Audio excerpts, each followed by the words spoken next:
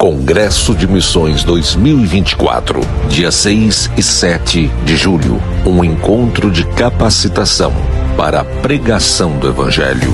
Atenção para a programação do evento, dia 6 de julho, às 17 horas, palestrando Jamierson Oliveira, pastor titular da Igreja Batista Etnos, diretor acadêmico do Seminário Batista Livre, escritor, colaborador da Bíblia Missionária.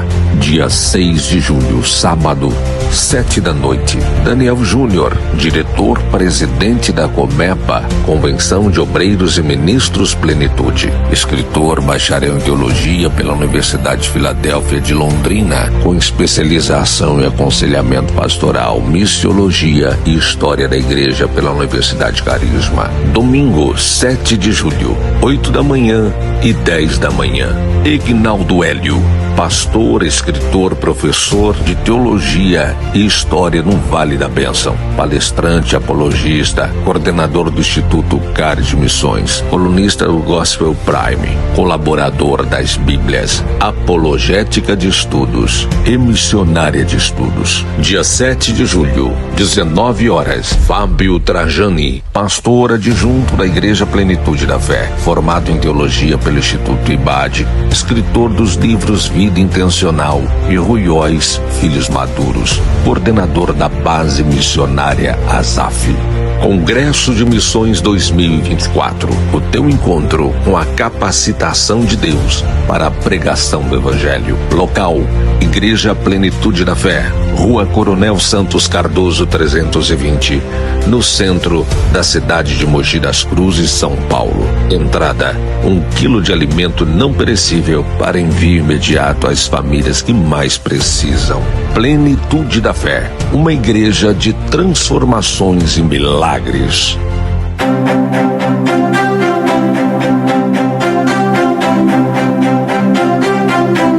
Olá pessoal, sejam todos bem-vindos ao nosso Plenitude School, a nossa aula semanal aprendendo a palavra de Deus. Nós estamos no Apocalipse, aprendendo versículo por versículo com o nosso mestre, pastor Sérgio. A paz do Senhor, pastor. A paz do Senhor, apóstolo, a paz do Senhor a todos os nossos ouvintes, aqueles que estão nos acompanhando, os irmãos amados que têm se esforçado em estar conosco nesses encontros. Vamos continuar estudando a respeito do Apocalipse. E você pode enviar suas dúvidas, suas perguntas, mas eu acredito que aqui, bem rapidinho, nós vamos conseguir abrir a sua mente, abrir o seu entendimento para que você consiga ler o Apocalipse com segurança.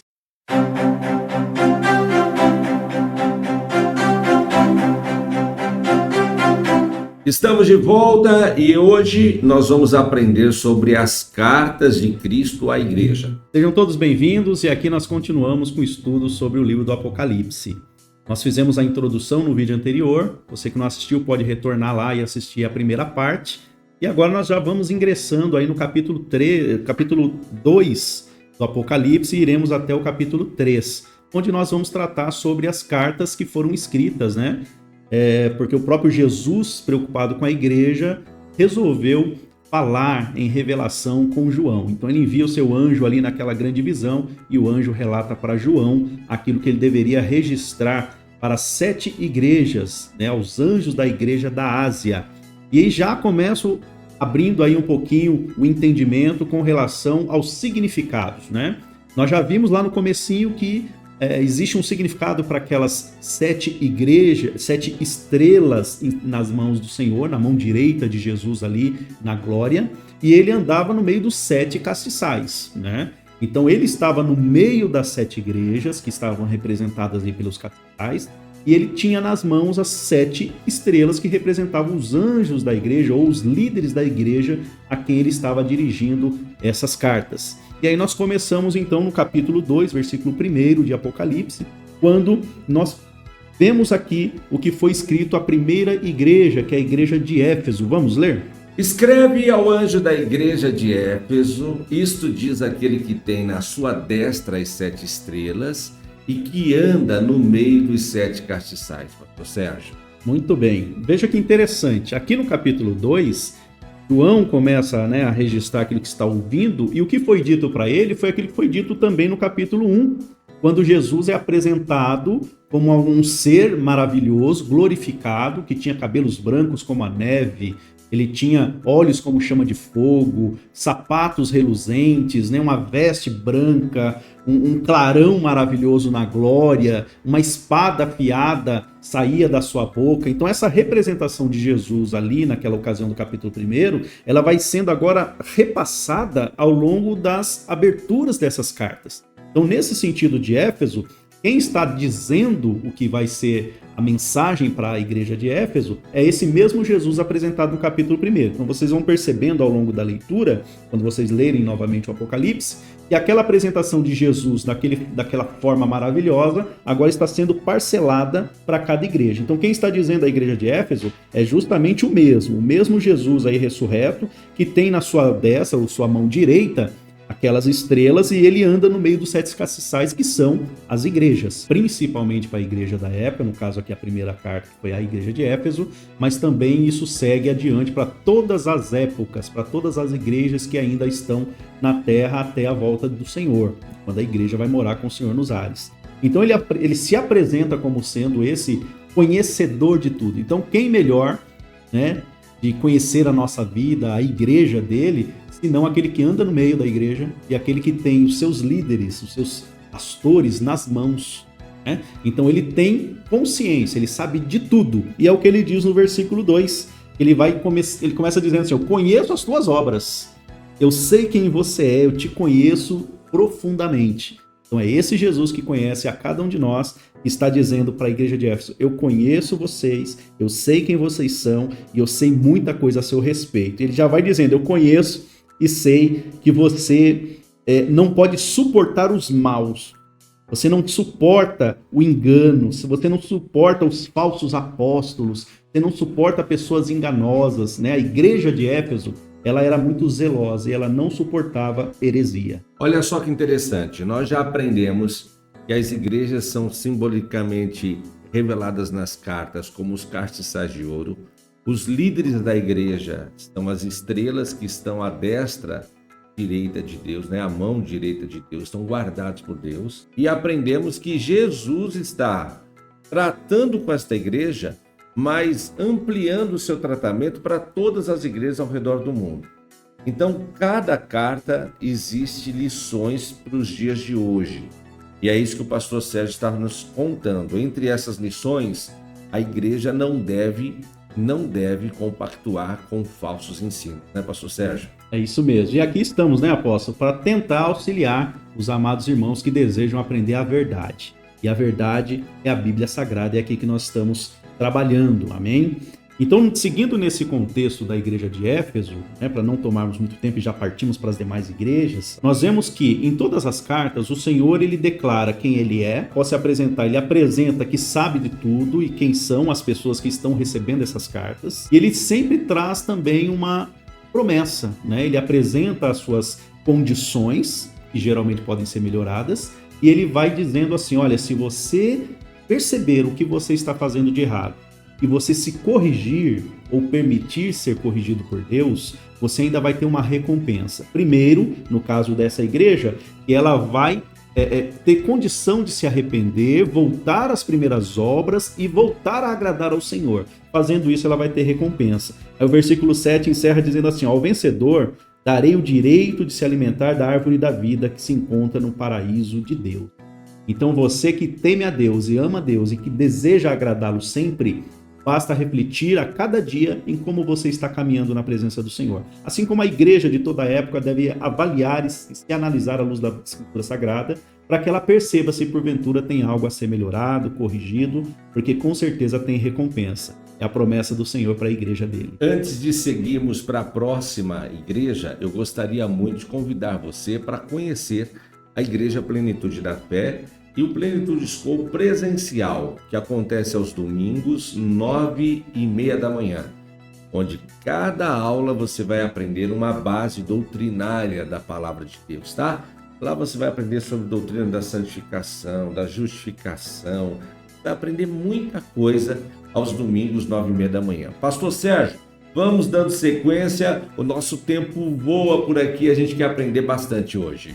Vamos lá. Agora no versículo 8, quando entramos na carta que foi escrita à igreja em Esmirna, nós vemos aí E em Esmirna, assim como em Éfeso, os grandes apóstolos, os grandes líderes da igreja da época, eles atuaram firmemente, eles estavam atentos às heresias, estavam auxiliando os irmãos em cada igreja. E agora Jesus, pensando já em futuro, que para Deus, passado, presente e futuro é uma coisa só, o Senhor que conhece todas as coisas, ele já estava atento para alertar a igreja na sua evolução, na sua continuidade. E olha o que diz o versículo 8, quando o Senhor Jesus relata nesta carta através do anjo. Ele diz assim, ó, o anjo da igreja em Esmirna escreva, essas coisas diz o primeiro e o último, esteve morto e tornou a viver. Então Jesus está se apresentando aqui, o próprio Jesus que morreu e ressuscitou que está dizendo. E ele diz no 9, conheço a tribulação pela qual você está passando, sua pobreza, embora você seja rico, e a blasfêmia dos que se declaram judeus e não são, sendo isto sim sinagoga de Satanás. Não tenha medo das coisas que você vai sofrer. Eis que o diabo está para lançar alguns de vocês na prisão, para que vocês sejam postos à prova, e passem por uma tribulação de 10 dias. Seja fiel até a morte, e lhe darei a coroa da vida. Quem tem ouvidos, ouça o que o Espírito diz às igrejas. O vencedor, de modo nenhum, sofrerá o dano da segunda morte. Olha que texto poderoso, apóstolo. Olha que maravilhosa mensagem do Senhor. Aquele que morreu e ressuscitou, ele é o dono da vida. E ele está dizendo assim, e isso é para a igreja da época no início dessa leitura. Ele está dizendo assim, olha, eu sei o que vocês estão passando. Vocês sofrem bastante, tem tribulação e não tem muito recurso financeiro, mas vocês são ricos. A riqueza do Pai está sobre vocês. E Jesus vai dizendo assim, vocês estão vencendo o maligno, e por isso que ele está tão furioso. Mas não temam, o dono da vida que é Jesus, ele que ressuscitou, ele dá uma garantia, ainda que vocês morram, ainda que vocês passem por essa tribulação, e aqui esses 10 dias não são literais, está dizendo que é um período de tribulação. Assim como na nossa vida, alguns períodos de tribulação nós enfrentamos. Esses 10 dias não leve ao pé da letra, é um período, não importa de quanto tempo que haveria uma tribulação sobre essa igreja, mas eles teriam uma recompensa, e eles teriam a vida eterna. E ainda que morressem durante a tribulação, eles jamais provariam o dano da segunda morte. Qual é a segunda morte? É morrer e não ressuscitar com Cristo. É morrer e não ir para a glória. É a morte que é lançada no inferno. Então essa aí não é para o povo de Esmirna. Essa aí não é para mim nem para você. Nós estamos garantidos com Cristo. Uau, quanto aprendizado, hein, gente? Plenitude School é isso. É rápido, objetivo e direto. E você logo é estimulado a aprender mais e mais a palavra de Deus. Daremos sequência. Antes eu quero que você, por favor, confirme se você está inscrito no nosso canal, compartilhe a nossa aula com alguém e conte lá na igreja o quanto você tem aprendido aqui. Pastor Sérgio, vamos dar sequência? Temos muito a aprender ainda hoje.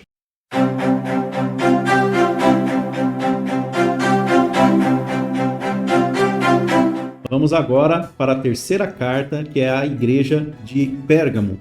Aqui, mais uma vez, Jesus se apresenta, e no versículo 12, ainda no capítulo 2, ele se coloca da seguinte maneira: ao anjo da igreja em Pérgamo, escreva, estas coisas diz aquele que tem a espada afiada de 2 gumes. É a mesma apresentação dele lá no capítulo 1, percebem? E aqui ele coloca o seguinte, mais uma vez, conheço as tuas obras, eu sei o lugar onde você mora. Olha como Jesus sabe de tudo. Ele está dizendo assim, eu sei que você mora num lugar onde está o trono de Satanás. Lá em Pérgamo, nesta época, em meados de 90 depois de Cristo, ali havia uma grande escultura a Zeus, havia um trono enorme de uma adoração pagã, onde haviam vários adoradores pagãos, prostitutas cultuais, era um antro de perdição religioso, em que essa igreja de Pérgamo estava instalada próximo àquele lugar. E aí Jesus declara dizendo assim, olha, eu sei que você está num lugar terrível, mas eu tenho visto que vocês não têm cedido. Mesmo quando morreu Antipas, como diz aqui no versículo 13, morreu um servo fiel e Jesus reconhece ele pelo nome, dizendo, olha, mesmo aí essa testemunha, né, Antipas, que morreu, esse meu fiel, mesmo assim vocês estão vencendo todo esse mal que existe nessa cidade. Só que aí Jesus coloca uma repreensão ali para que eles pudessem ainda melhorar um pouquinho. Ele diz assim, olha, eu tenho uma coisinha que vai contra você. Eu sei que vocês estão sustentando a doutrina de Balaão ou tolerando aquele que sustenta a doutrina de Balaão.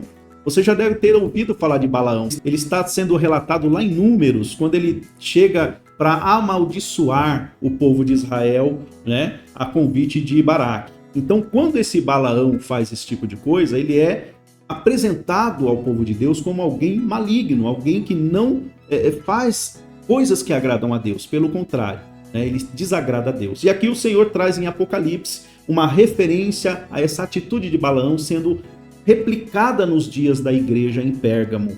E ali ele está dizendo, vocês não podem tolerar essas orientações falsas, essas orientações de que é dessa maneira que funciona, ou que Deus não se importa com algumas questões. Nós temos que, à luz da Bíblia, saber o que agrada e o que não agrada a Deus. E aqui a repreensão é para que eles abandonassem essa orientação, esses falsos mestres, falsos profetas dessa época, que toleravam a prostituição. E aqui nós vemos que ele é orientado, né, a continuar lutando contra Balaão, como eles lutam contra os nicolaítas. Mais uma referência a uma atitude pagã, a uma atitude que desagrada a Deus, que eram dos nicolaítas, pessoas que seguiam orientações pagãs, falsas, e a igreja precisava estar isenta dessas orientações. E aí o Senhor orienta no versículo 16, portanto, arrependa-te, senão eu venho até você sem demora e lutarei contra você com a espada da minha boca. Olha, ele está fazendo referência ao versículo 12, onde ele se apresenta como aquele que tem a espada afiada de 2 fios na boca. Ele está dizendo que vai usar essa espada se não houver conserto. E a igreja é orientada a ter sempre uma predisposição a se arrepender e a voltar ao verdadeiro caminho. E aí encerra o versículo 17 dizendo, quem tem ouvidos ouça o que o Espírito diz às igrejas. Ao vencedor darei do maná escondido, também lhe darei uma pedrinha branca e sobre esta pedrinha um novo nome escrito, o qual ninguém conhece, exceto aquele que o recebe. Então aqui Jesus está fazendo uma referência a algo poderoso. Antigamente um escravo recebia uma pedra branca, que era como se fosse a sua identidade de alguém livre. E Jesus está dizendo, vocês não precisam ser escravos de Satanás. Vocês não são escravos de Satanás. E vocês vão ter uma recompensa no céu. Vai ser reconhecido como livre em Cristo Jesus. Você é vencedor se você lutar contra essas coisas erradas. Mas será que vai faltar comida? Não, vai ter o maná escondido separado para você. Porque às vezes, apóstolo, a gente querendo agradar e não querendo perder os recursos materiais, nós cedemos às tentações ou compactuamos com coisas erradas. Não tema, meu irmão, o Senhor não deixará faltar o pão. E na eternidade, o maná escondido é para você. Uau, gente, essa aula está incrível. Olha, pastor Sérgio, eu tenho para mim que essa é uma das principais aulas que nós já fizemos aqui. E as pessoas estão querendo conhecer a história das demais igrejas, só que o nosso tempo já foi. E aí a gente volta na próxima semana, pode ser assim, pastor? Maravilha, então marca aí no seu caderno que nós vamos retomar a partir da carta à igreja de Tiatira. Então você já aprendeu sobre Éfeso, Esmirna, Pérgamo e agora nós vamos entrar em Tiatira para que você aprenda mais e mais da palavra de Deus. Você é o nosso convidado especial, convide mais gente, volte nos vídeos para que você não perca nenhuma informação. E se tiver dúvida, fale conosco pelos comentários. Que Deus abençoe.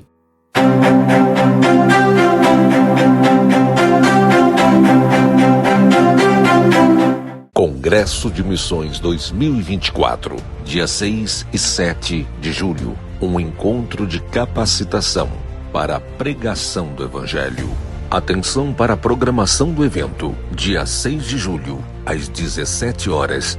Palestrando Jamierson Oliveira, pastor titular da Igreja Batista Etnos, diretor acadêmico do Seminário Batista Livre, escritor, colaborador da Bíblia Missionária.